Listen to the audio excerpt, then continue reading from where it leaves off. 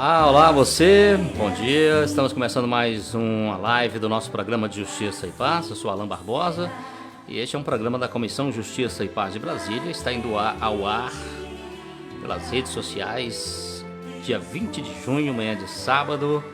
E eu já quero convidar você que vai acompanhar essa transmissão e essa live pelas redes sociais, você que está no Facebook. Não esquecer de curtir a nossa fanpage e o espaço aí também tá para você emitir comentários hoje e participar da nossa programação, tá bom? E quem nos acompanhar pelo YouTube, inscrever-se no nosso canal, ativar ali o sininho para ser notificado sempre que o novo vídeo chegar ao ar. E é claro, dá aquele likezinho se você gostar aí da nossa conversa, das nossas conversas e do nosso programa de Justiça e Paz.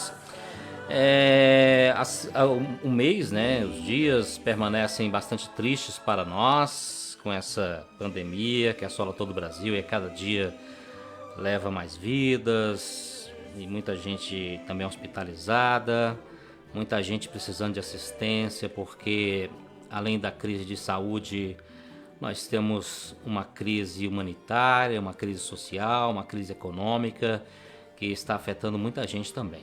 E o nosso programa de hoje, nós temos uma convidada e mais um membro da Comissão de Justiça e Paz que vai participar com a gente. Você já vê na tela o nosso colega Vicente Sérgio Fernandes, que é professor, servidor público, membro da Comissão de Justiça e Paz. Tudo bem, Vicente?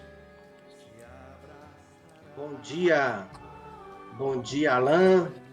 Bom dia a Karine, que vai se apresentar daqui a pouco, né, Alan? Uhum. Bom dia a todos e a todas que estão e vão nos acompanhar nessa conversa por essa manhã. Vicente Brasil. Como nós nos conhecemos já há muito tempo, o sobrenome eu vou carregando para a vida toda.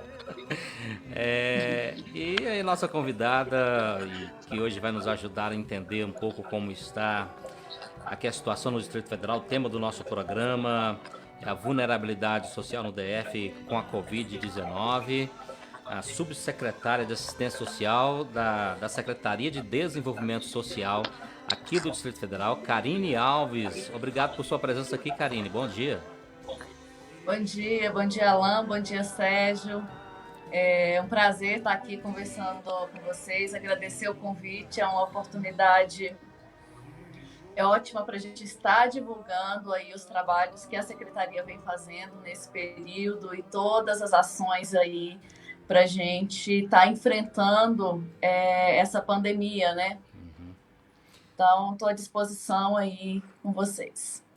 E na pessoa da Karine, saudar aí todos os servidores aí da Secretaria de Desenvolvimento Social, que com certeza estão tendo aí um trabalho bem intenso nesses dias. A gente vai conhecer um pouco desse trabalho, buscar apontamentos também, como é que a sociedade pode estar contribuindo neste momento.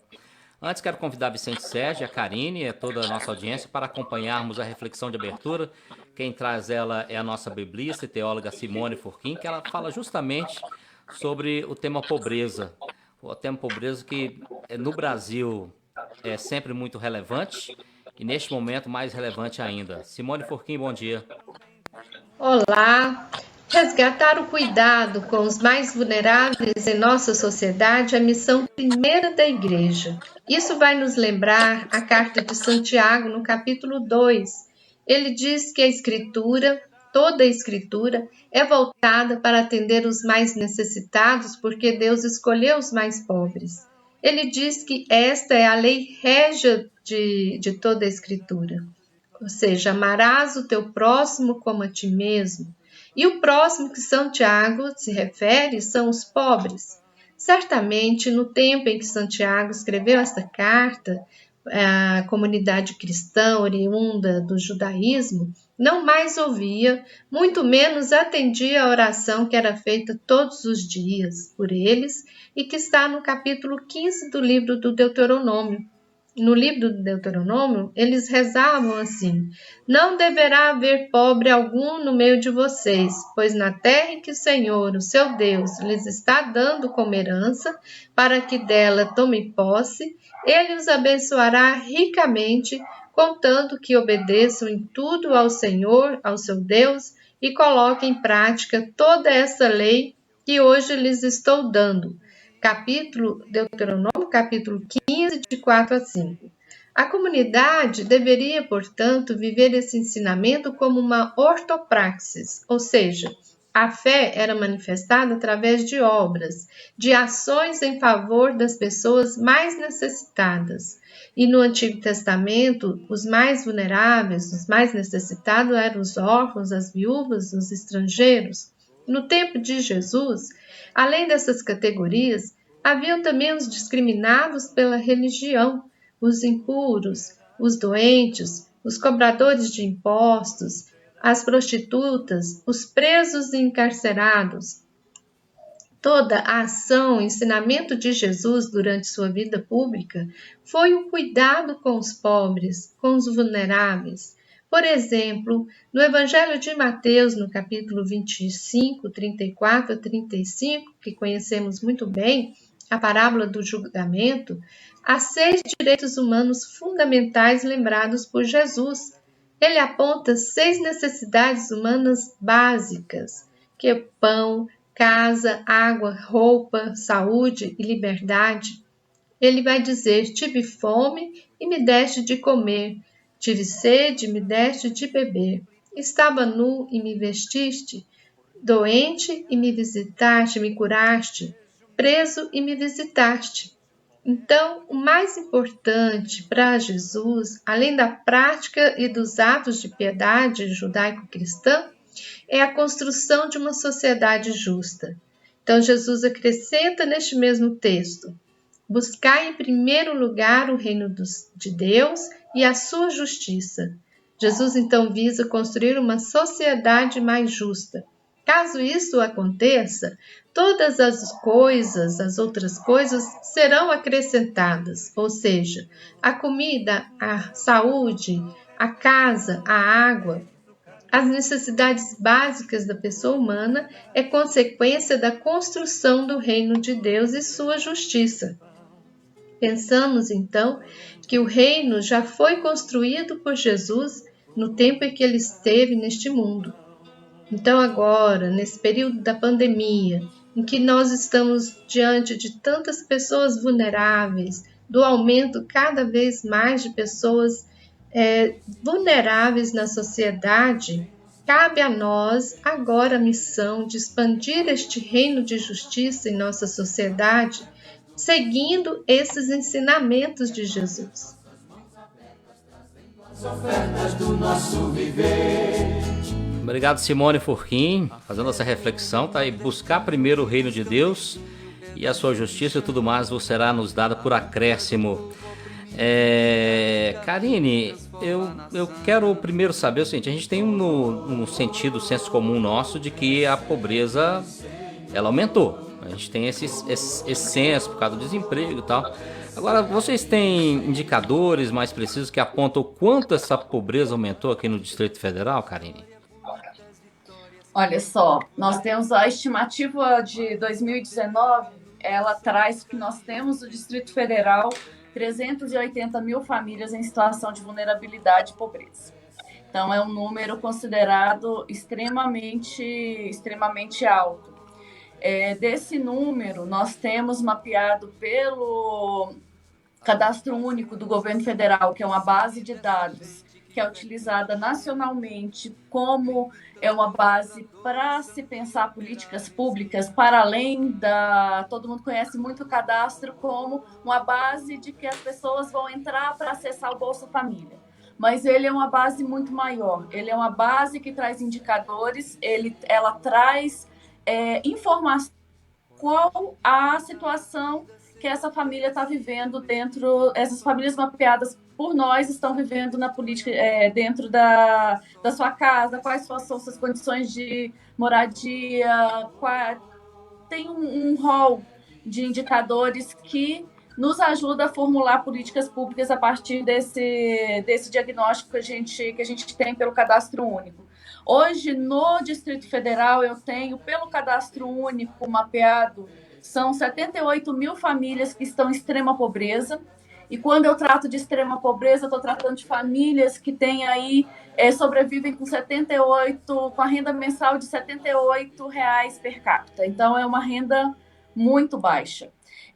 Em pobreza, no cadastro único, eu tenho hoje quase 21 mil famílias, e com renda familiar de até meio salário mínimo, eu tenho aproximadamente 36 mil famílias.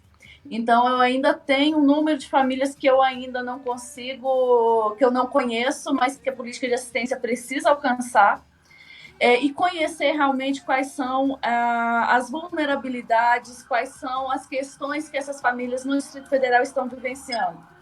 Esse é um desafio grande nosso, dentro da política de assistência social, mas que a gente precisa identificar e mapear todas essas pessoas.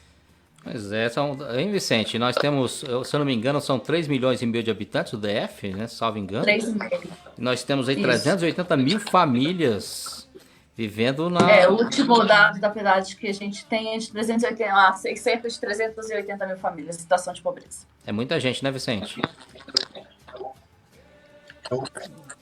É um percentual bastante considerável, não é, Alain e Karine? E nesse sentido, imagino, como você está dizendo, Karine, que esses dados são de 2019, imagino que se a gente for apurar esses dados a partir dessa área da pandemia, nós, no mínimo, aí vamos duplicar esses dados, não?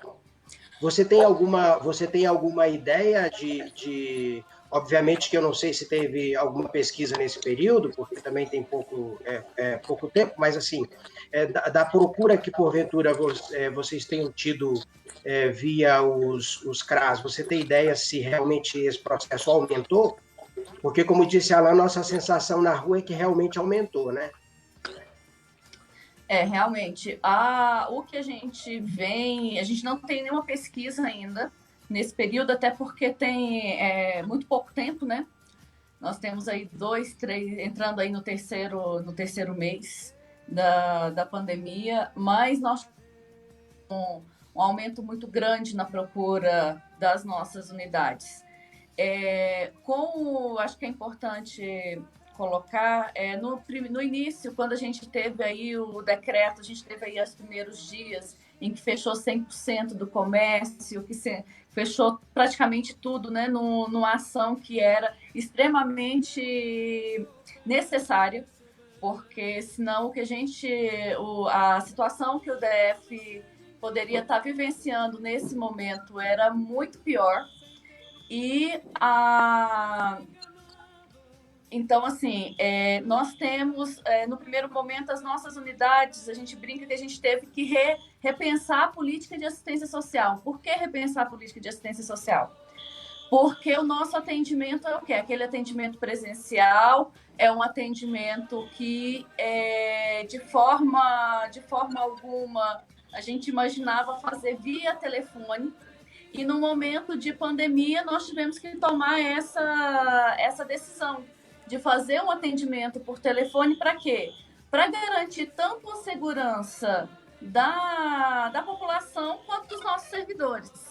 Porque também a gente precisa garantir a proteção das famílias, a gente precisa garantir direitos, mas a gente precisa garantir a proteção das pessoas que também vão ser as pessoas que vão atender e vão fazer a garantia desse direito. Então, a gente passou a fazer o atendimento via telefone. E eu lembro que na primeira semana, nos 2 primeiros dias, quando nós tomamos essa decisão na secretaria, que não foi uma decisão fácil de se tomar, nós tivemos, em um dia, foram mais de 3 mil atendimentos via telefone. Então, assim, era uma demanda, a gente fez uma comparação do mês de maio de 2019 com o mês de maio de 2020, em números de atendimento que nós tínhamos feito. Então, nós saímos de uma média de 5 mil atendimentos por mês para uma média de quase 40 mil atendimentos. Então, assim, é um aumento gigantesco quando você pensa no quantitativo de pessoas. Por quê?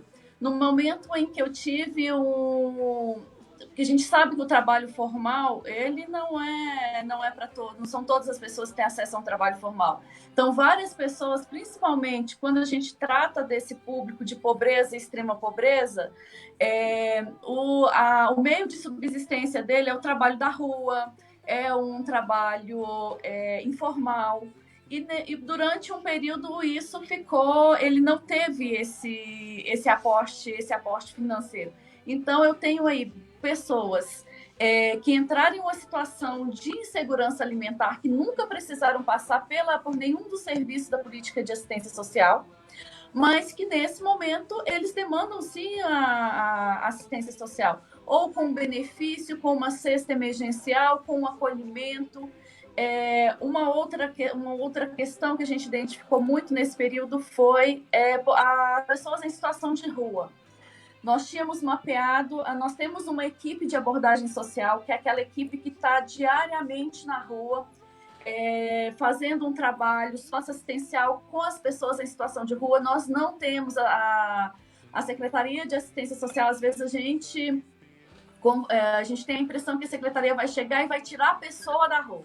Não, nós não fazemos um trabalho de retirada de pessoas da rua. Nós fazemos um trabalho socioassistencial com essa pessoa para quê? O objetivo final nosso é que ela saia da rua, sim, porque tem toda a vulnerabilidade vivenciada aí na rua, que nós sabemos que nenhum ser humano precisa passar por aquilo, né? Vou usar desta forma.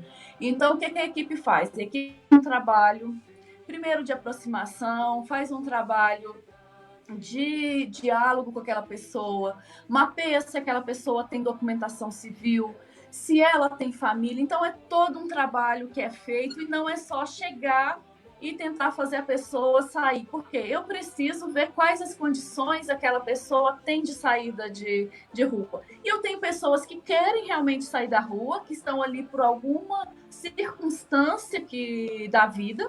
E eu tenho pessoas que realmente se adaptam à questão da rua e que não têm interesse realmente de sair da situação de rua, e eu tenho que respeitar, mas eu tenho que dar condições na rua. Quais são as condições, melhor forma de condição e acesso de políticas públicas. Eu tenho que ter uma articulação, a equipe trabalha muito bem com a equipe de saúde, a gente tem um consultório na rua. A equipe de consultório na rua, que é uma equipe da saúde, trabalha muito junto com a nossa equipe de abordagem. Então, o que essas duas equipes, nesse momento, elas conseguiram identificar? Nós tínhamos aí, Brasília tem a questão muito sazonal de número de pessoas em situação de rua. Nós temos aí entre novembro e janeiro, a gente sobe muito o número de população em situação de rua, porque vem Natal, vem questão de final de ano, entra muita doação na rua, e a gente sabe que a nossa sociedade é uma sociedade muito generosa. Então, eles ofertam comida, eles ofertam uma cesta básica, eles ofertam dinheiro, e isso também da mesma forma que a gente está ajudando a pessoa, de outra forma a gente não está contribuindo com que ela saia da rua, porque os acessos à rua ele é muito fácil, se tornam fácil nesse sentido, né? Então, a gente teve aí uma média dos últimos 3 meses de 3 mil pessoas, 3.500 mil pessoas em situação de rua. E passando o período de fevereiro, março, antes de entrarmos na pandemia, a gente volta aí ao número que a gente considera que é o que mais ou menos padrão de pessoas em situação de rua, que é entre 1.800, em torno de 1.885 pessoas a gente tinha mapeado no início da pandemia. E aí, com o início da pandemia, fechamento total de comércio, a gente sabe que a população em situação de rua, ela recebia muitas doações de comida. Os restaurantes, de certa forma, fornecem alimentação diária também para essa população que está na rua. Com o fechamento total, essa população entrou em processo de insegurança alimentar. porque ela não tinha acesso. As pessoas, as organizações da sociedade civil que normalmente faz essa oferta, a gente tem várias organizações que ofertam comida, que ofertam uma sopa à noite. Com medo da pandemia, essas pessoas também pararam de ofertar. Então, nós tivemos um momento de 100% nada de acesso à alimentação. E nós tivemos que tomar uma decisão muito difícil, novamente, que foi ofertar comida na rua. Então, nessa oferta de comida na rua, nossa equipe conseguiu mapear que era aquela população que não era a população em situação de rua, mas era um ambulante, era alguma pessoa que tinha um trabalho informal, que estava passando dificuldade alimentar naquele momento, que ela buscou a rua para ter acesso à comida também. Então, a gente teve um aumento muito grande na população de rua nesse período. Situação que agora a gente já está mapeando, a gente já deu com abertura de comércio, com abertura de feiras, voltando aí, né, vamos chamar uma normalização das coisas, a gente já nota aí uma diminuição.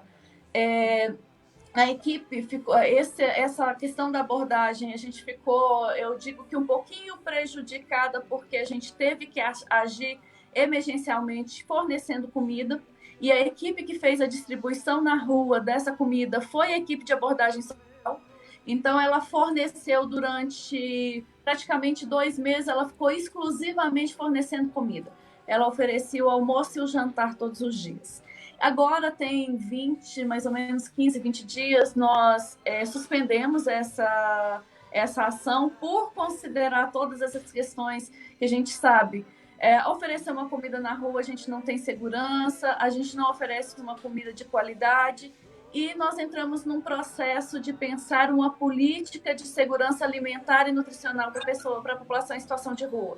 Aí sim, como uma política de governo, como uma política pública mesmo de segurança alimentar, em conjunto com a Subsecretaria de Segurança Alimentar, que também é da nossa Secretaria, né, de Desenvolvimento Social, da Subsecretaria de Desenvolvimento Social. Então, a gente está aí nesse novo desafio, que é pensar uma política pública de segurança alimentar e nutricional para a população em situação de rua. Acho que eu estendi um pouquinho a minha resposta quanto ao número de pessoas em situação de rua, mas eu precisei acho que contextualizando aí para o porquê que a gente conseguiu identificar um número maior e esse público diferente de um público que não acessava a política de assistência. Que bom, a Karine fez um apanhado assustador, assim, o nosso coração fica um pouco angustiado de saber que tantas pessoas... A gente fica reclamando porque a gente está em casa, não pode sair de casa.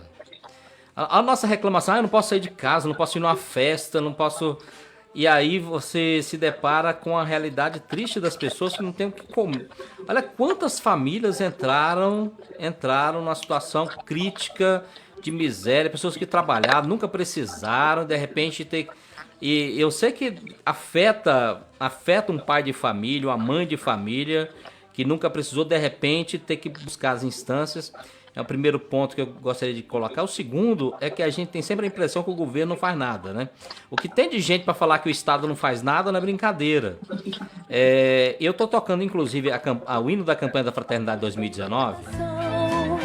Arrependei-vos, eis que o tempo já chegou. É porque a igreja ela trabalhou na campanha da Fraternidade 2019, né, Vicente Sérgio? O tema da políticas públicas, né? O tema foi Fraternidade e Políticas Públicas. Serás libertado pelo direito e pela justiça. E a gente sabe que na assistência social tem alguns fóruns de participação da sociedade. Um deles é o Conselho de Segurança... Desculpa, eu esqueci o nome correto, Karine. Conselho de Assistência Social. Conselho de Assistência Social, que tem participação popular, né, Vicente Sérgio? A gente não pode ficar isolado de participar dessas políticas, né, Vicente? Exatamente. Inclusive, o Conselho, até onde eu me recordo, ele é paritário, né, Karine? E, portanto, com a representação de governo e a representação da sociedade civil naquilo que ela tem de ação nessa área. Nesse sentido, Karine, eu queria ver com você duas questões. Primeiro, como é que está agora então, o atendimento via os CRAS, que efetivamente é a porta de entrada, né, de todo o leque da assistência, né? E a outra questão nós vimos que no âmbito federal saiu uma ajuda emergencial, né, naquele valor dos R$ 600, com todas as condicionantes e todas as relações que lá estão colocadas na lei que assim especificou. E no Distrito Federal, saiu ou foi implementada alguma outra ação para além dessa ação dos R$ 600 em face dessa melhoria da situação de calamidade e de vulnerabilidade que você colocou para nós? O Distrito Federal teve algum incremento a mais nesse horizonte de salvaguardar esses direitos nesse período? Certo. Olha só, nós fizemos mais de 40 ações voltadas à pandemia nesse período, nesses 3 últimos meses.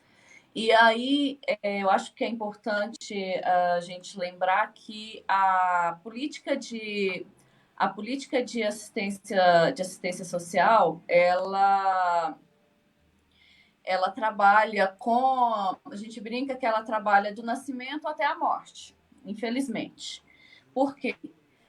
Nós temos desde a concessão de benefícios socioassistenciais por período, no momento em que a mãe tem o seu bebê, a gente tem o benefício natalidade, que aí nós temos ele tanto em pecúnia quanto em kit, que é uma bolsa com enxoval para criança, até no momento de morte em que a família não tenha condições de prover, né, os gastos ali com o sepultamento, nós temos também o serviço funerário para pessoas que têm renda familiar per capita residente no Distrito Federal de até meio salário mínimo. Então, esses são alguns dos benefícios. Para além disso, a gente tem um benefício chamado vulnerabilidade, que é para as questões de vulnerabilidade vivenciada no momento que a família vivencia e que no momento ela precisa de um auxílio complementar de renda. Temos o benefício calamidade, que é o que a gente está utilizando nesse momento, que é em momentos de pandemia, em momentos de emergência, que é o repasse de recurso de um valor financeiro também, aí no valor de R$ 408 para famílias. Temos os programas de transferência direta de renda, né, que é o Bolsa Família e o DF Sem Miséria. E é importante ressaltar que, com o auxílio emergencial do governo federal, que é o 600 disponibilizado, ontem nós recebemos a base de dados do governo federal. O Distrito Federal teve a concessão de em torno, a média que a gente fez, em torno de 400 a 450 mil famílias beneficiadas com auxílio do governo federal.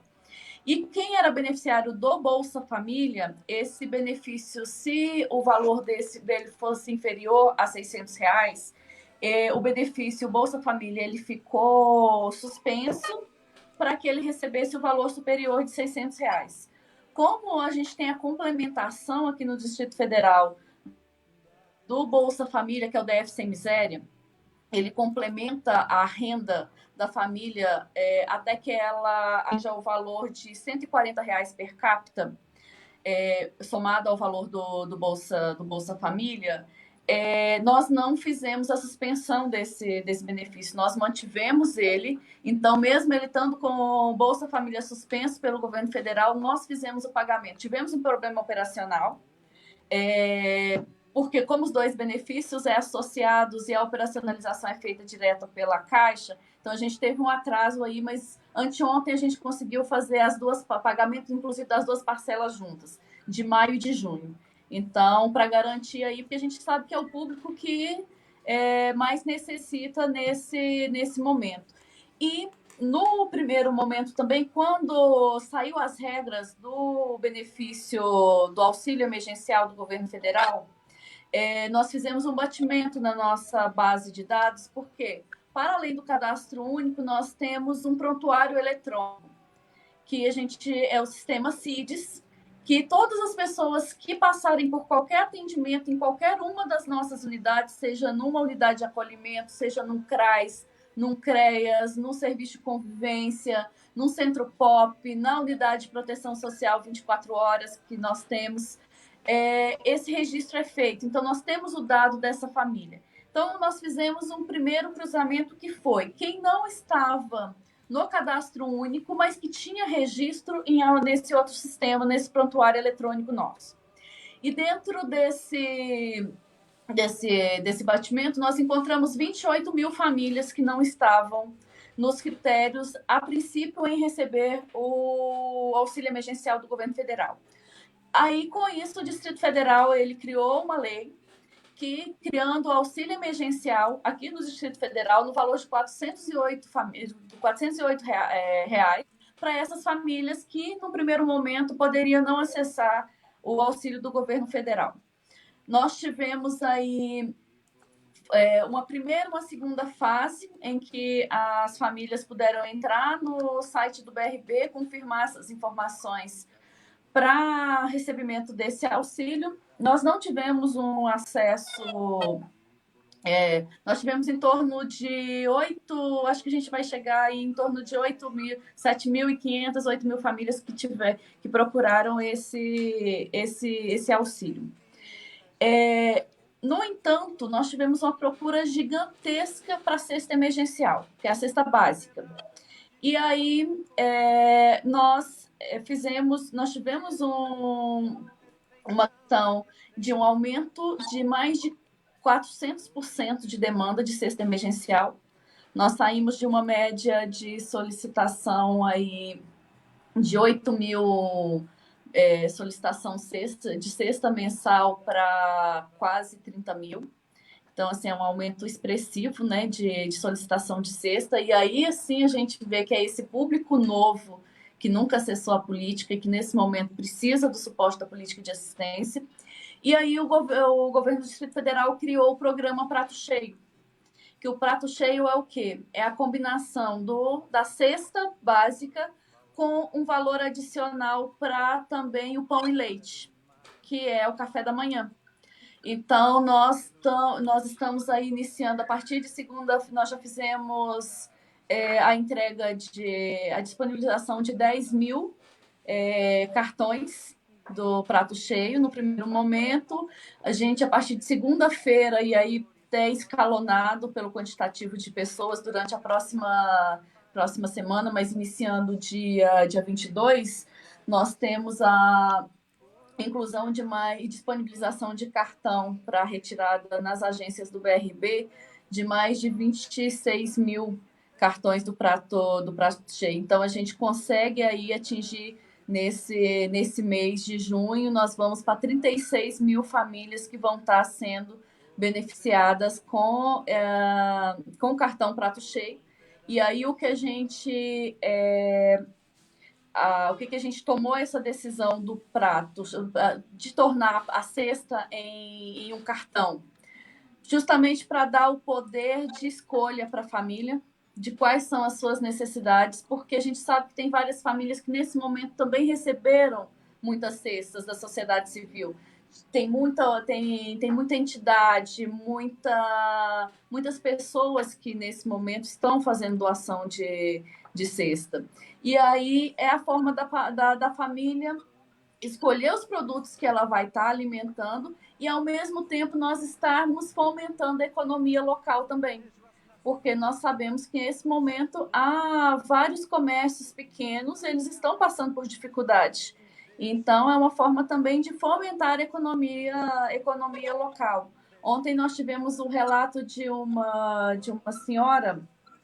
Importante, a cesta verde continua sendo distribuída também. Então, ele está recebendo o cartão, a cesta verde, em parceria com a Secretaria de Agricultura, e com poder de escolha aí dos produtos.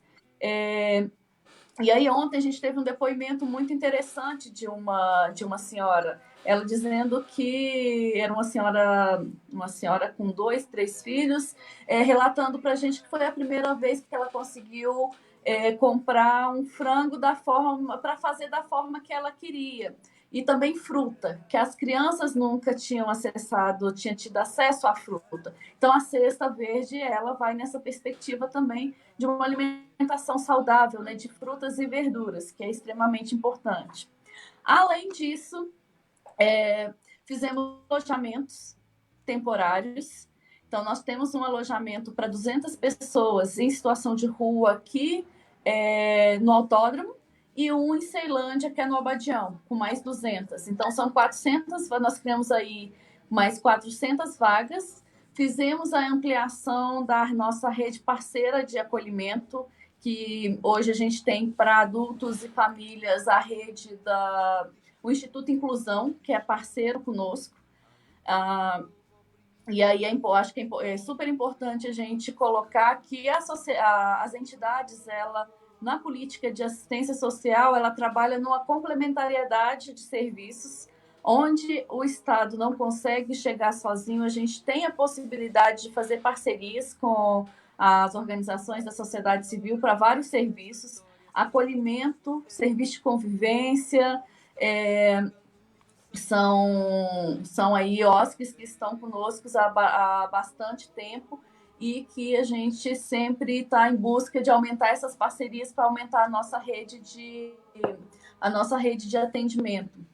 E os restaurantes comunitários, a gente conseguiu, tem um decreto, pelo decreto do governador, que a população de rua ela possa acessar também os restaurantes comunitários sem pagar R$1, que hoje é o valor de contrapartida que a sociedade civil paga para utilizar o restaurante comunitário.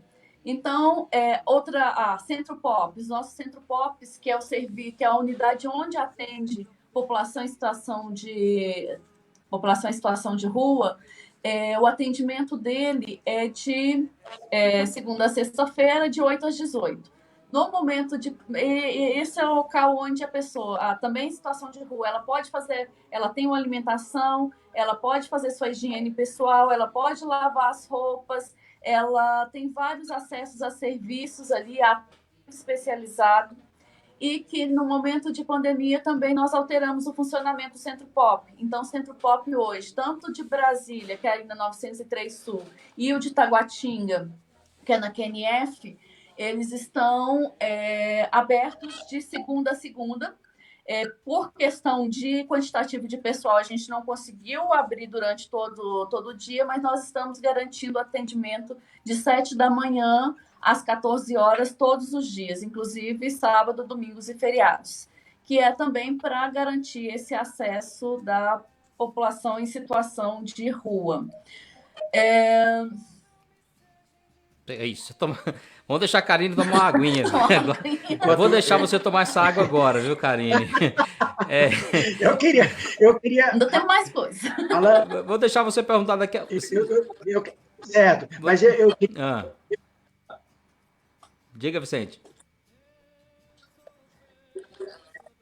Eu acho que... eu queria, eu não sei, você conduz aí, Alan, mas eu queria que, no outro momento, eu queria fazer uma perguntinha complementando isso que ela acabou de nos esclarecer aí. Tá bom, daqui a pouco a gente vai ver o Vicente Sérgio, também tem participação de internautas aqui, alguns questionamentos que eu quero colocar, mas daqui a pouco eu volto com a Karine, com o Vicente, com as perguntas dos internautas, mas agora eu quero uma pequena pausa para a gente ouvir um pouco o Daniel Seidel. Daniel... gente, infelizmente, assim, a gente está vivendo nesse momento de pandemia, de morte, de fome, de miséria, de sofrimento de várias famílias, e a sociedade brasileira toda deveria estar canalizada, os seus esforços, ter os seus esforços canalizados para enfrentar essa crise de toda forma, né? Às vezes do aconselhamento, às vezes do abraço que a gente não pode dar pessoalmente, mas dá à distância, a cesta básica, enfim, tem várias coisas que a gente poderia fazer, mas a gente está perdendo muito tempo no Brasil hoje com algumas coisas que não eram necessárias, a gente está perdendo tempo. E o Daniel Seidel, ele faz uma breve análise de alguns fatos que estão acontecendo. Daqui a pouco a gente volta com a Karine Alves, ela que é subsecretária de Assistência Social da Secretaria de Desenvolvimento Social aqui do governo do Distrito Federal, trazendo toda essa explanação, trazendo para a gente o conhecimento do que o governo está fazendo. E aí a gente vai colocar alguns questionamentos também de internautas, eu também tenho, Vicente, sobre outras coisas que a gente acha que poderia estar encaixando aí. Daniel Seidel. Olá, nessa semana nós temos muito a celebrar. De fato, a pressão do povo levou à mudança no ministro da Educação. Era insuportável ter um ministro que não compreendesse o valor das diferenças entre os nossos povos, e por isso são povos no plural, principalmente a riqueza que nos trazem os povos indígenas. Também nessa semana tivemos um ataque ao nosso pastor Dom Marconi, que teve que usar da sua autoridade para não permitir que grupos criminosos que fazem apologia à ditadura, ou seja, que têm atitudes criminosas, quisessem se colocar ao lado da catedral. E por isso foi ameaçado. Nossa solidariedade, Dom Marconi. Nós estamos aqui, enquanto Comissão de Justiça e Paz, para dizer que nós queremos defender o Estado Democrático de Direito, a Constituição Federal, enfim, a democracia. E por fim, tivemos uma atuação exemplar do Supremo Tribunal Federal, que finalmente conseguiu prender os principais aliados daqueles que até hoje nunca explicaram. Afinal, quem matou Marielle? Ao mesmo tempo, nos preocupa muito que nós tenhamos chegado no Brasil a 1 milhão de infectados pela Covid-19. Meu Deus do céu, aonde vamos parar? É preciso que nós possamos afastar aqueles que estão efetivamente fazendo o mal pelo país. Nessa perspectiva, também nos preocupa a situação social do Distrito Federal, o crescimento do desemprego, as pessoas em situação de rua. Devemos cada vez mais cobrar das autoridades que possam efetivamente socorrer aqueles que precisam da política pública da assistência social, mas também precisam que nossos restaurantes comunitários estejam abertos para aqueles que realmente deles precisam. É nessa perspectiva que a gente se coloca no caminho da justiça e da paz, querendo cada vez mais construir essa solidariedade com uma participação intensa daqueles pessoas, homens e mulheres de boa vontade, mas principalmente daqueles todos que estamos engajados na campanha que estamos fazendo A Vida por um Fio, em defesa das comunidades e lideranças ameaçadas, principalmente nas áreas rurais do nosso país, marcadamente na Amazônia. Contamos com você, com sua colaboração, com suas orações, para que nós possamos seguir firme, construindo justiça e paz. Obrigado, Daniel Seida, obrigado. Lembramos mais uma vez aí a campanha da Fraternidade sobre Políticas Públicas, que foi de 2019. De tudo aí que o Daniel falou, eu queria apenas reforçar, nós temos o direito de protestar, de reclamar, de reivindicar. Algumas reivindicações há exageros, a gente sabe disso, sempre tiveram, né, de todos os lados, e que sempre foram condenados. Os exageros, quando o exagero agride uma pessoa, ele tem que ser condenado de qualquer forma. E a gente não pode viver num ambiente de ameaças onde a gente não possa andar com tranquilidade. E o que aconteceu em relação ao Dom Marconi, e agora a gente vê a dimensão da ameaça quando atinge um bispo, né? Parece que quando está falando do político a gente não se importa, mas eu acho também que até o político, aquele que se prontificou a trabalhar na política, ele tem direito de ir a um restaurante, não agora nesse período tá fora de pandemia, na pandemia, né? Mas ir a um restaurante com a sua família sem ser incomodado, ir ao cinema sem ser incomodado. Ele é um ser humano que tem a sua vida, né, e tal, e andar pela rua sem ser incomodado. E aqui no Brasil a gente chegou a um ponto que parece que as pessoas não podem andar na rua estão se sentindo ameaçadas de morte ou de apanhar, não sei. Então a Comissão de Justiça e Paz ela fez uma carta, uma nota em defesa, em solidariedade a Dom Marconi, o nosso bispo auxiliar, mas que essa nota ela deve se estender a todas as pessoas que se sintam ameaçadas. A gente deve cobrar o Supremo? Deve cobrar o Congresso? Deve cobrar o presidente? Deve cobrar o governador? Deve cobrar a Karine aqui, que é a subsecretária, né? Porque são gestores públicos e gestores públicos devem prestar contas à sociedade. E há vários meios dessa prestação de contas à sociedade. Os atos do poder público são públicos, diário oficial, tem a lei da transparência, enfim, tem um arcabouço de... E quando esses nossos dirigentes, eles pecam e saem da linha, tem que ter os recursos institucionais para tirar essa pessoa de lá também. Estão lá, estão disponíveis. É difícil, não é fácil, mas estão disponíveis. Eu acho que a gente tem que buscar um nível de civilidade no Brasil. Buscar um nível de civilidade no Brasil que nos deixe confortáveis, que nos deixem tranquilos, para que a gente possa exercer a nossa democracia. Eu quero registrar aqui a participação da Celeste Amujaci. Ela está lá em Bragança do Pará. E o Pará que foi tão afetado aí, algumas cidades com essa pandemia, né? Registrar a Rosane Helena Violim, que está participando aqui também, já nos deu um bom dia. A Anaci Nunes da Silva, ela fala que o tema é excelente e pediu a Karine para indicar fontes dos dados que ela está dando aí, né? Alguns a gente pescou por aqui, né? Mas ela pode talvez reforçar isso aí. A Carla Lisboa diz que os dados são ótimos. A Marcília Rocha fala que Marcília Rocha diz: Karine, sabemos que os CRAS estão fragilizados. Qual a expectativa de fortalecer? Tem aqui Valtense assistindo, Chico Pereira também está assistindo, nosso amigo radialista. A Marcília Rocha pergunta: queria saber se as pessoas em situação de rua, o governo voltou a ofertar refeições. Acho que a Karine já até falou aí, acho que a pergunta foi logo no início, a Karine já deu uma boa explanada. A Marcília ainda pergunta: as cestas voltaram a ser entregues? E o cadastro também? Tem uma mãe que tentou acesso no CRAS e não conseguiu resolver. Teria como informar como ela pode ser atendida? A mãe é da Estrutural. Deixa eu ver se tem mais. Maria Margarida diz aqui: excelente programa, explanação da Karine. Sabemos que mesmo após a pandemia a situação do pobre a pobreza vai aumentar. Agora, qual o projeto da assistência social junto à política de segurança alimentar? Quais as propostas concretas para essa população em situação de pobreza? O Rafael Soares disse importantes esclarecimentos. A Rosane Helena Violim diz que orgulho do trabalho que o CDS faz. Eu também fico orgulhoso de saber pela Karine aqui tanta coisa sendo feita. A Marcília reforça que o bispo representa a igreja, logo a ameaça foi a toda a igreja. E o Chico Pereira fala que me junto ao Daniel na solidariedade ao Dom Marconi. Tá aí, Vicente Sérgio, eu vou fazer a minha pergunta para depois você fazer a sua e a Karine fazer esse apanhado de tudo.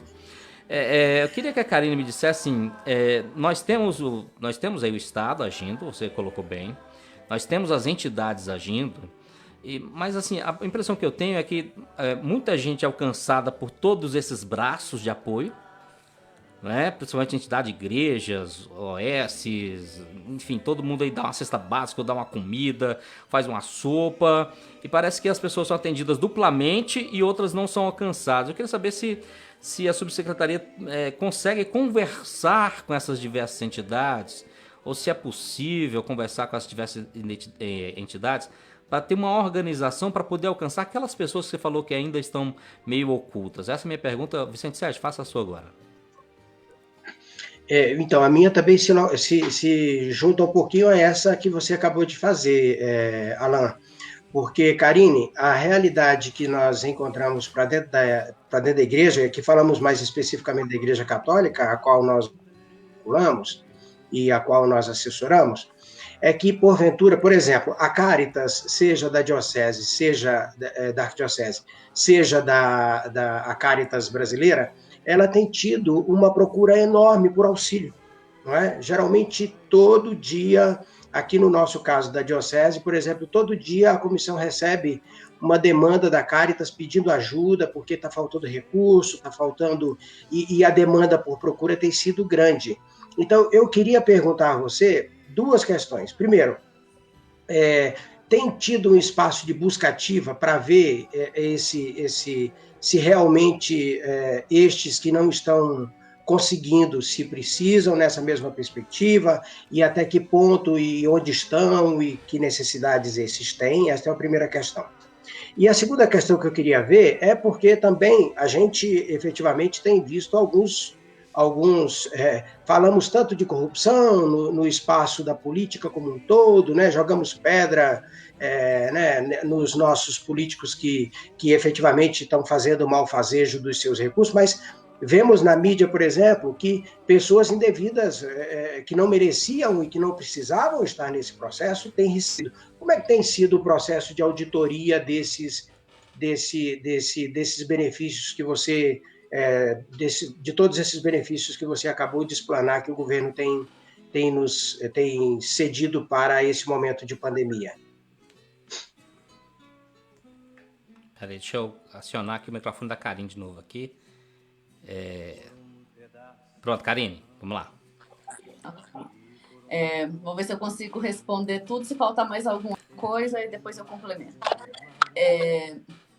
Então, o governo do Distrito Federal, quando a gente fala de doações, ele criou um comitê chamado Comitê Covid, onde ele centralizou todas as doações nesse comitê. Para quê? Justamente para a gente tentar ter o máximo de pessoas sendo atendidas por essas doações. Porque a gente sabe que realmente tem famílias que recebem 2, 3, 4, 5, 6 cestas emergenciais e tem família que não acessam nenhuma. Então, assim, é complicado porque, infelizmente, a política de assistência social ela ainda não consegue ter a capilaridade que ela deveria ter. Porque nós somos uma equipe pequena, a nossa secretaria tem em torno de 2.000 servidores, a secretaria toda.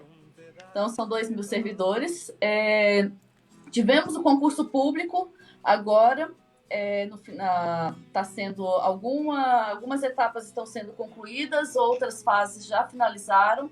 Nós conseguimos contratar aí 101 técnicos administrativos, mas a equipe técnica ainda não. E estamos aí com a lei Mansueto, né, que nos proíbe aí de contratações por um bom período, a não ser por vacância de cargos. Então, assim, a gente tem uma perspectiva de melhorar, sim, mas não chegar ao suficiente como a gente imaginou que conseguiria nesse primeiro momento com servidores. E aí teve uma questão sobre os atendimentos. As unidades continuam fazendo atendimento. No primeiro momento, como eu falei, eles ficaram apenas para concessão de benefício, todos os servidores, tanto de CRAS, de CREA, serviço de convivência, foi feito uma força-tarefa para atender nessa questão emergencial da fome, no primeiro momento, e de transferência de renda. No entanto, a gente já retornou com todos os atendimentos, via telefone, mas com todos os atendimentos. Cadastro único, a gente já tinha quando nós temos os atendimentos presenciais, tinha uma demanda já de cadastro já agendado. Então, nesse momento, as unidades estão retomando esses agendamentos e esse atendimento, o Ministério da Cidadania também, ele, dentro das normativas que tanto a política de assistência social quanto a transferência de renda, as diretrizes nacionais são dadas, né, pelo Ministério da Cidadania. E ao atendimento do cadastro único também, a orientação é que ele seja feito nesse momento via telefone. Então, as unidades estão entrando em contato com aquelas pessoas que já estavam agendadas aí no período anterior à pandemia, né? Mas que resultou aí nos 2 últimos meses. Então, as equipes estão fazendo esse atendimento. Outra ação que está sendo feita pelas unidades pessoas que estão no cadastro único, que estão na situação de pobreza, extrema pobreza. Nós também já orientamos a equipe técnica que entre em contato com essas famílias, verifique se ela já foi atendida e faça um acompanhamento mais de perto dessas famílias. Infelizmente, a gente sabe que várias pessoas tentaram acessar as nossas unidades e não conseguiram. Por quê? Eu já tinha um déficit e atender as minhas unidades, ela principalmente de CRAS, que é aquela demanda emergencial, que é a gente chama de porta de entrada, né, da política de assistência social. A gente já tinha algumas unidades que a gente tem um número de servidores pequenos, mas com a pandemia, com o aumento da situação de vulnerabilidade, a equipe é a mesma. E algumas pessoas ainda enquadradas dentro do grupo de risco. Então, eu tive, num primeiro momento, uma baixa de 80% dos meus servidores. Então, eu demandei de muita gente um esforço gigantesco. E para que eu garantisse o atendimento, o que a gente está fazendo? A gente está aí trabalhando nesse momento em tecnologia. A gente está fazendo a contratação de um sistema onde as pessoas que estão em trabalho elas consigam fazer atendimento via sistema das famílias. Quem está nas unidades, as unidades estão sim com servidores, às vezes a gente tem a impressão quando fala que está por teleatendimento, as unidades não estão funcionando, né? Mas estão sim, os servidores estão dentro das unidades, fazendo os atendimentos, alguns no atendimento do telefone, outros nas ligações dos atendimentos que precisam ser feitos. O acompanhamento das famílias, ele retornou. Ser feito também. Então, o serviço de convivência, os educadores sociais estão em contato permanente com as famílias dos adolescentes, dos idosos que são atendidos no serviço. Nos CRAS e nos CREAS, as questões voltadas à violação, nos CREAS, as violações de direitos são sendo acompanhadas pelos especialistas também, que é outro ponto que nesse momento que a gente vive de isolamento social. A gente sabe que a violência aumenta em vários locais, dentro de casa. A questão do trabalho infantil, que é outra temática que a gente vem discutindo. A gente tem agora no dia 12, né, que foi o Dia Nacional de Combate ao Trabalho Infantil. E aí é outra questão que a gente vem trabalhando, porque aumento da pobreza, automaticamente a gente aumenta o trabalho infantil. Então, a gente vai ser uma linha de atuação que as equipes da abordagem social e as equipes dos CREAS têm que ficar muito atentos, serviço de convivência também. Então, assim, são várias questões que fragilizam e colocam a população em vulnerabilidade. Eu acho que outra questão que é importante, a gente precisa trabalhar políticas públicas integradas. E aí eu brinco que em pandemia a gente teve uma questão ruim, mas que a gente teve uma questão muito boa. Eu acho que foi uma da melhor fase de trabalhar em conjunto que nós tivemos, por exemplo, com a Secretaria de Saúde. A Secretaria de Saúde está super parceira da Secretaria de Assistência Social, porque a gente tem questão do idoso, que no acolhimento, que requer um cuidado com saúde muito grande. Então, nós temos as equipes de saúde trabalhando junto, pensando propostas de trabalho conjunto para a gente nas unidades de acolhimento. Conseguimos fazer toda a vacinação e teste em todas as nossas unidades de acolhimento. Então, a gente teve a vacinação de unidades, o teste de Covid em todas as unidades, tanto de criança, adolescente, de idosos, de pessoa com deficiência, de adulto, todos nos alojamentos, todos eles. Então, assim, é um momento em que a gente está pensando junto, e isso é bom, porque quando a gente trata de situação de pobreza, são várias questões que estão envolvidas. A gente tem uma questão de trabalho, a gente tem a questão de violência, a gente tem questão de renda mesmo, e aí é um rol de vulnerabilidades aí que a gente pode passar aqui o dia todo falando. Com relação ao acesso às unidades, está disponível no site da Secretaria o telefone da acolhida, que é aquele primeiro local onde, quando você chega na unidade para fazer qualquer atendimento, qualquer tipo de atendimento, você passa por uma acolhida, que é o local onde vai ser identificado qual a necessidade da família, se é uma coisa pontual que dá para ser resolvida ali, de imediato, ou se ele precisa passar por um atendimento de um especialista. Então, cada unidade está com 2 números disponíveis. Esses números estão no site da Secretaria, tanto de CRAS quanto de CREAS. Centro POPs continua com atendimento presencial.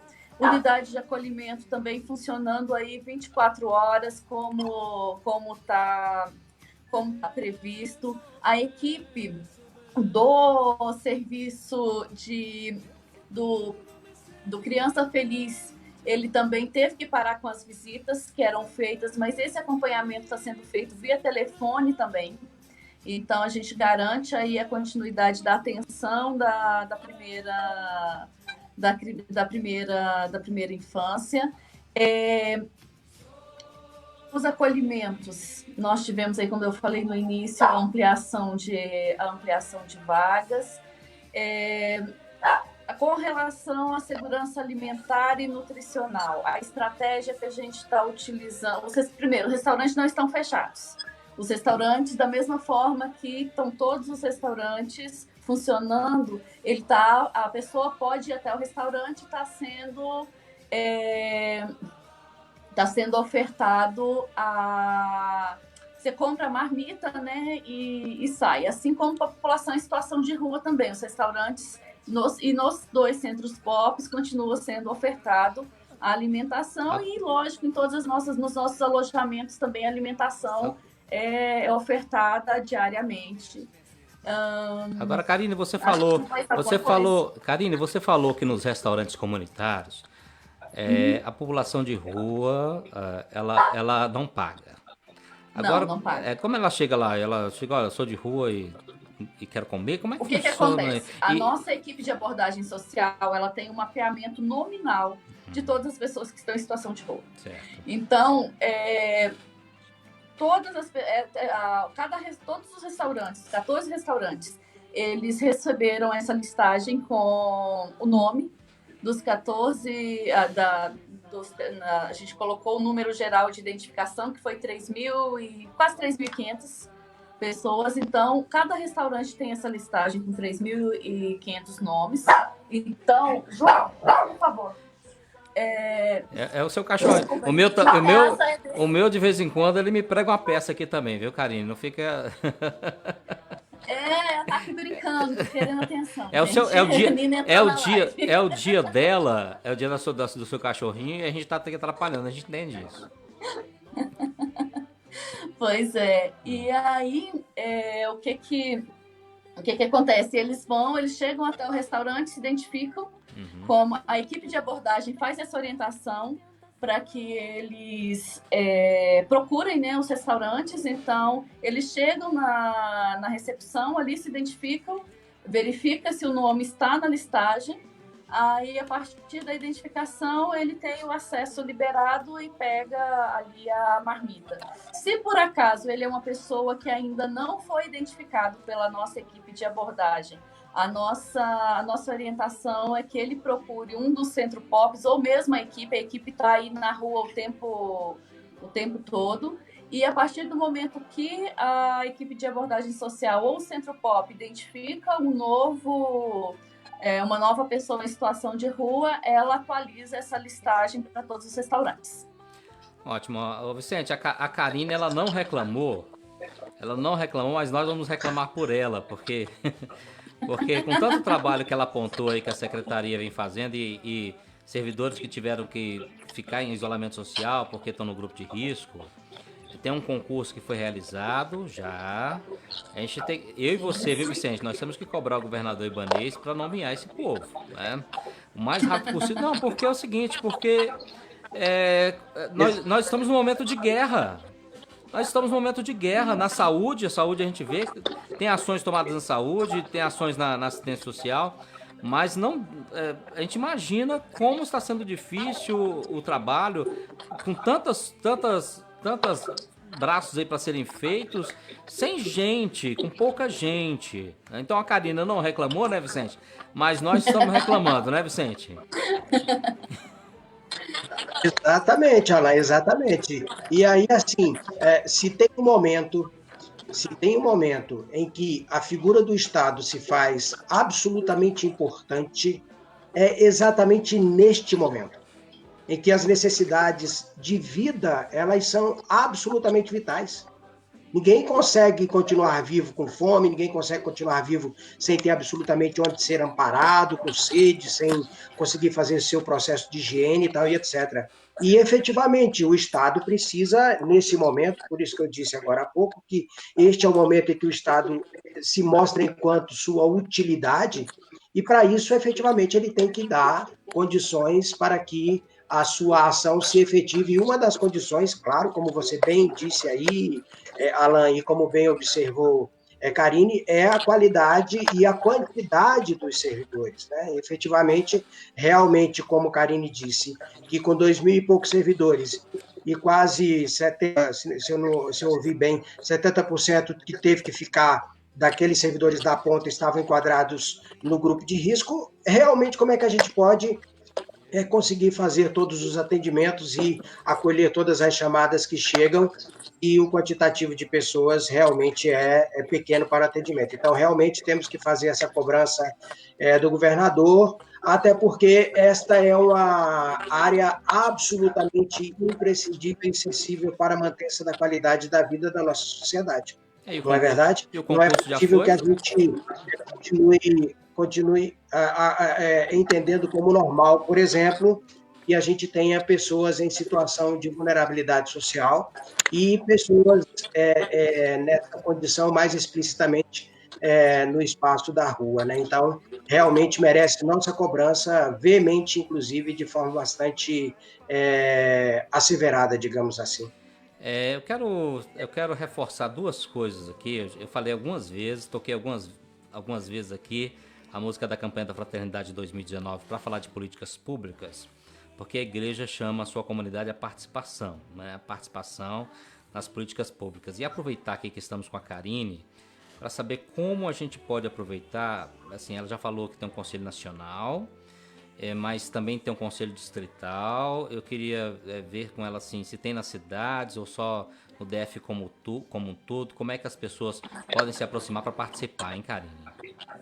Certo. Então, a sociedade civil ela tem duas formas, né, de participação aí conosco, tanto dentro dos conselhos, tanto e a partir do momento que ela tem uma organização estruturada também em oferta de serviços socioassistenciais que estão aí previstos, que podem ser operacionalizados também pela sociedade civil. Com relação aos conselhos, o Conselho de Assistência Social é um conselho que se reúne mensalmente. Ele é aberto ao público. Nós temos, como o Vicente aí já lembrou no início, ele é um conselho paritário, onde ele é formado por governo e sociedade civil. E dentro da composição da sociedade civil, ele tem os representantes de trabalhadores do SUAS, de usuários da política de assistência social e de entidades. Então, essas são as três composições aí que envolvem sociedade civil. Para estar atuando hoje, a gente sabe que tem várias OSCs que prestam serviços, e é extremamente importante que esse serviço seja registrado no Conselho de Assistência Social. Por quê? O Conselho ele tem o papel também de acompanhar como está sendo desenvolvida a oferta desses serviços. Então, não é porque ele não tem parceria, que ele não recebe um recurso governamental, que ele precisa sim estar inscrito no Conselho. Então, procure o Conselho de Assistência Social. Eu também sou conselheira, sou vice-presidente do Conselho de Assistência. Eu digo que é um dos conselhos mais atuantes que a gente tem. São formados aí por pessoas que realmente querem qualificar e quer o aprimoramento da política de assistência social. Temos usuários que compõem esse conselho. Nós somos o primeiro conselho do Brasil que teve um usuário como presidente desse conselho. Acho que foi na época que o Vicente estava na secretaria, né, Vicente? Lembra? Então, assim, para a gente isso é extremamente importante. É o usuário tendo ali colocando ali a sua visão dentro da política de assistência, porque às vezes nós pensamos algo e o que a população quer é outra, né? Então nós temos que estar ouvindo a população. É extremamente importante a gente saber qual que é o interesse da população, o que é a necessidade realmente da população. Eu acho que eu lembrei que eu não respondi uma questão. Alguém perguntou sobre, acho que foi a Cilis, sobre de onde eu tirei esses dados, né, que eu estava colocando. E eu acho que é importante a gente colocar, por exemplo, os dados de extrema pobreza, renda mensal de até meio salário mínimo, esses dados todos tirados do cadastro único. Então, assim, são dados realmente fidedignos, né? E a PEDAD, que é a pesquisa que mostra aí quais são, que faz uma perspectiva ativa para a gente de índice de pobreza no Distrito Federal. Então, são pesquisas públicas, quantitativo de pessoas em situação de rua, é um mapeamento diário que a equipe de abordagem e os centros POPs fazem. Então, assim, a gente consegue trabalhar com dados reais, e esses dados eles mudam todos os dias. A população é dinâmica, então, assim, os dados, mas são fontes aí todas de sistemas que a gente tem. Olha, sim, Vicente. Alan,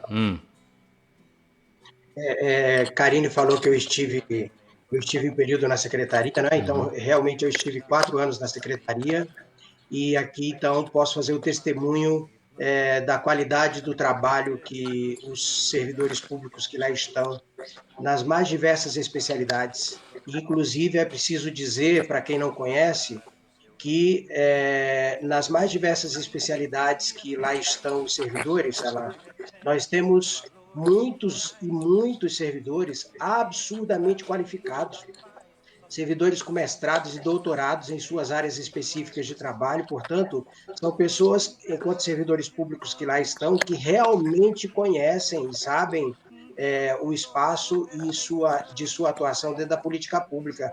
Efetivamente, por vezes, nós temos um governo que não colabora muito nesse processo, não é? E às vezes, para não dizer que não colabora, faz atrapalhar o processo de qualquer sorte, né? Mas, assim, eu realmente preciso reconhecer o trabalho que fazem os servidores públicos que lá estão na secretaria, e foi um momento de minha vida profissional enquanto funcionário público onde eu mais aprendi realmente desse espaço de serviço ao público e de política pública. Então, eu precisava efetivamente colocar essa informação. Karine, só uma pergunta, Alan, se você me permite. Vamos lá, não atrase o nosso almoço mais, viu, Vicente? Karine, para além do número geral, que cada unidade, números que você falou que está no site, tem um número central que você possa dizer rapidinho que as pessoas podem acessar? Nós temos a central do 156. Pronto. Então, 156 é o número de referência, né, da opção, se não me engano, é a opção 1, que é um outro número de acesso que tem. E aí tem o site da secretaria também, que tem várias informações. É importante tá divulgando sempre, porque ali vai estar, as informações estão sendo atualizadas, principalmente nesse momento. A cada dia a gente tem informação nova, tem procedimentos novos sendo feitos, então é importante quem tem aí acesso, quem puder acessar aí o site, a gente está sempre colocando aí as novidades dentro da política. E aí só colaborar com a tua fala, Vicente, nós temos poucos, mas bravos e valentes servidores. É quem está aí no dia a dia, é quem está atendendo, quem faz o atendimento, com qualidade, são servidores extremamente qualificados. Nós temos doutores, temos pós-doc, temos aí um hall de servidores. Eu brinco que o nosso quadro de nível médio 80% dele tem formação superior. Então, assim, é um quadro realmente qualificado. Somos poucos, mas e pessoas que trabalham ali realmente para mudar a vida da população. Da pandemia, nós chegamos a trabalhar alguns dias mais de 22 horas direto. E assim, tentando realmente ver de que forma que a gente iria, dentro de toda a organização que a gente precisava fazer, garantir atendimento e garantir o acesso aos serviços, aos benefícios aí da população.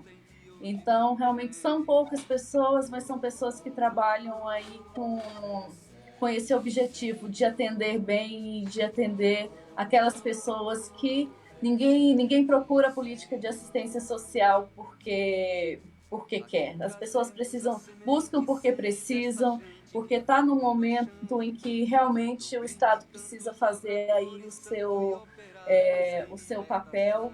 E com relação ao concurso, a gente estava numa perspectiva boa de contratação aí quando veio a lei federal que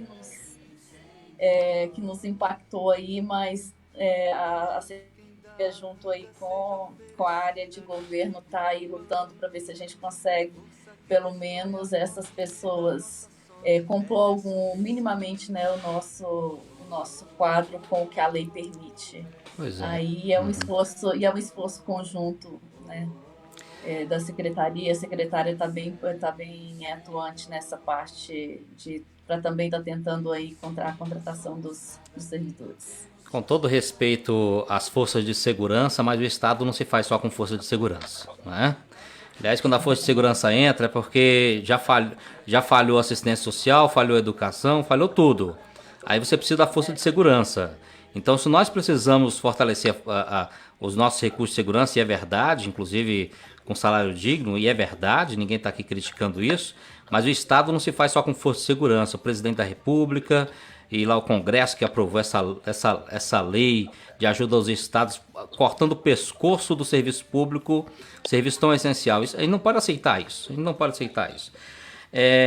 Eu vou apenas registrar aqui a irmã Sueli Belato, da CRB, está nos divulgando aqui uma campanha importantíssima para ajudar especialmente refugiados que moram aqui em Brasília, na região de São Sebastião, ali, sírios. Ela fala de sírios e fala de venezuelanos e algumas famílias que estão com uma situação um pouco difícil. E ela anuncia aqui uma campanha para louças, utensílios, roupas de cama e banho, agasalhos também, cobertores. Ela tem alerta assim, às vezes não precisa sair comprando essas coisas. Às vezes você tem lá 20 panelas em casa e tem umas 15 que você não usa há muito tempo, né? Separa umas 10 lá para fazer a doação e tal, né? A campanha Agasalhe um Migrante, a campanha, né? Eu tenho aqui um cardzinho, eu vou colocar depois na página, na fanpage da Comissão de Justiça e Paz, para você que está nos acompanhando saber como é que você faz a doação. Tem doação em dinheiro e tem doação também em alguns recursos que você pode ajudar. Ela lembra aqui da 35ª Semana Nacional do Migrante que vai acontecer agora, tá bom? Vamos dar esse apoio. E para terminar, eu queria muito agradecer aqui a Karine por ter nos atendido, conversado com a gente. Tenho certeza que tudo que você colocou aqui é muito esclarecedor para mim. Eu passei a conhecer muito mais coisas relacionadas às atividades do Estado. A gente sabe que tem um caminho muito grande. E vamos tentar fortalecer, né, Vicente Sérgio, os outros canais aí de apoio. A vida é solidariedade, não é só o governo que tem responsabilidade. O governo tem sim, porque tem os nossos impostos, estão lá para serem aplicados, investidos em assistência social, a gente sabe disso. Tem esse pessoal capacitado que o Vicente Sérgio citou aí para pensar em como funciona, porque não é achismo. Todo mundo tem achismo. Todo mundo tem achismo, mas a gente sabe que é um trabalho muito técnico, não é não, Vicente? Exatamente, Alain. Bastante técnico, bastante sensível, não é? E bastante significativo para a nossa vida cotidiana. Eu também quero agradecer a Karine pela disponibilidade de ter estado conosco. E, Alain, queria, somente para fechar, desejando a Karine sucesso nas suas ações e também aos servidores lá da Secretaria, queria deixar aqui uma citação do Papa Francisco, que falando sobre o Dia Mundial dos Pobres, agora de 2020, né, desse nosso tempo, ele diz assim, aspas, não poderemos ser felizes enquanto estas mãos que semeiam morte não forem transformadas em instrumentos de justiça e paz para o mundo inteiro. Fecha aspas. Então, que realmente os nossos governantes, que os nossos dirigentes, que todos nós, né, estejamos atentos a estas necessidades, a esse sentido vital da nossa perspectiva de cristãos e cristãs nesse nosso mundo e nesse tempo de hoje.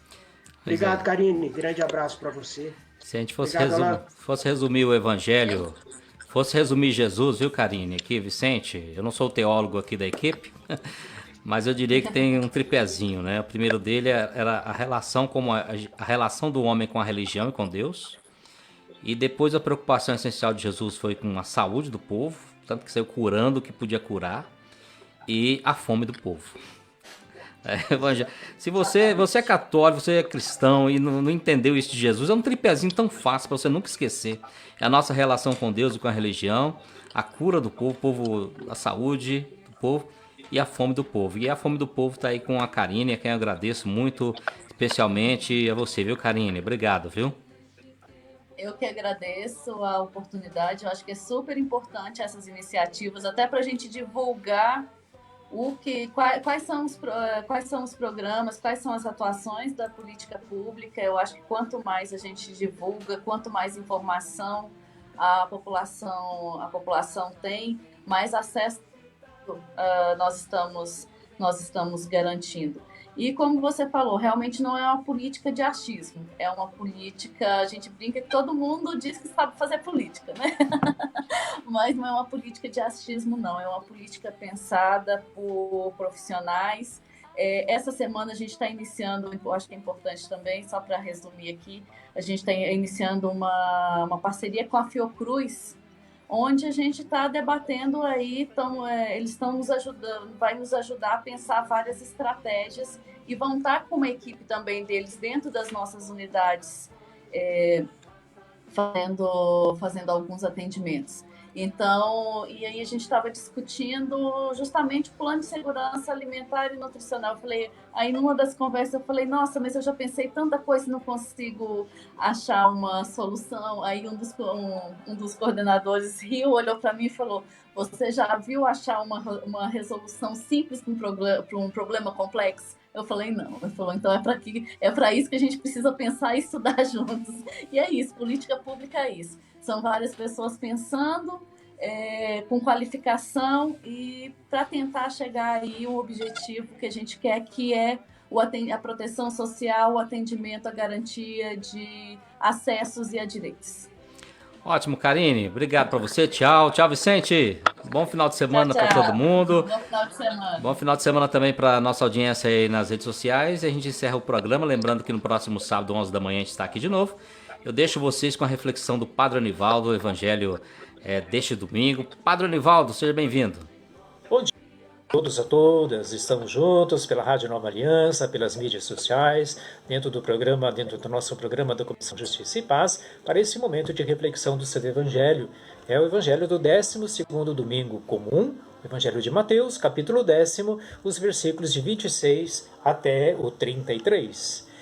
As leituras deste domingo põem em relevo para nós a dificuldade em viver como discípulo, dando testemunho do projeto de Deus no mundo que estamos vivendo. Sugerem também para nós que haverá perseguição. Perseguição sempre tem que estar no horizonte do discípulo, da discípula do Senhor. Mas garante também a solicitude, garante o amor, que não abandonam a gente. Deus está sempre presente com a gente. O discípulo dá testemunho e a gente tem que viver esse testemunho. No Evangelho é o próprio Jesus que, quando envia os discípulos, avisa para eles as inevitáveis perseguições, as incompreensões, mas acrescenta, não temais, Muito importante essa palavra de Jesus, né? Jesus garante aos seus, garante a todos nós a sua presença contínua. Solicitude, o seu amor, né? Estão aí ao longo de toda a caminhada que vamos fazendo dia a dia nesse testemunho. Após prever as dificuldades, as perseguições, Jesus vem com solene: não tenham medo, repetido 3 vezes. De fato, o medo impede o anúncio do Evangelho. Isso é muito importante, né? O medo pode permanecer, às vezes, até oculto, né? Mas, às vezes, leva a gente a fraquejar na nossa fé, no nosso testemunho. O medo pode tirar a liberdade da gente agir. Quem mais ou quem menos, todos nós temos algum tipo de medo, né? Medo da morte, medo da violência, da intolerância, da escuridão, né?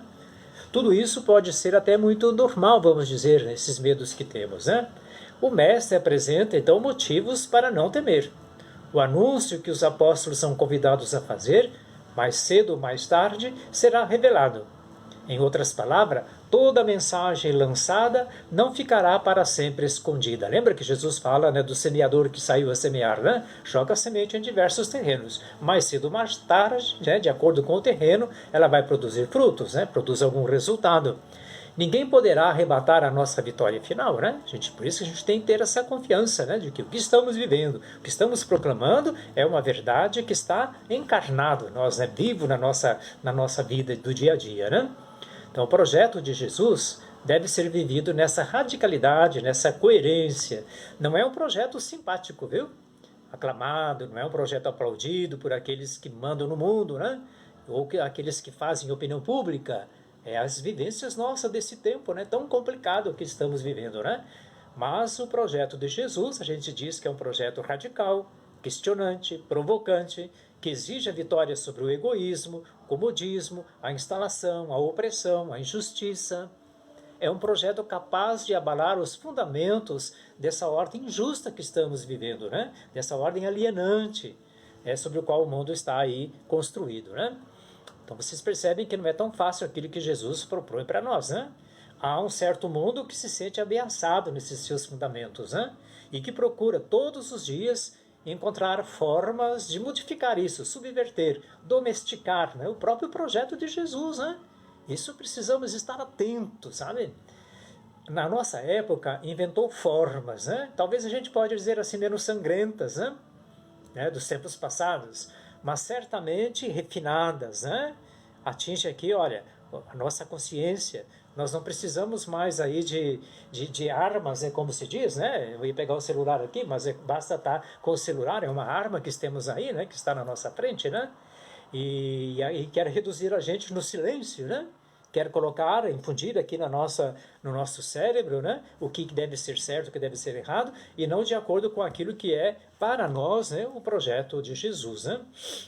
Então, muito importante isso para nós, né? E aí a confiança nessa palavra que Jesus diz para os apóstolos, né, os discípulos, e diz para nós hoje: não temais, confiança, coragem, né?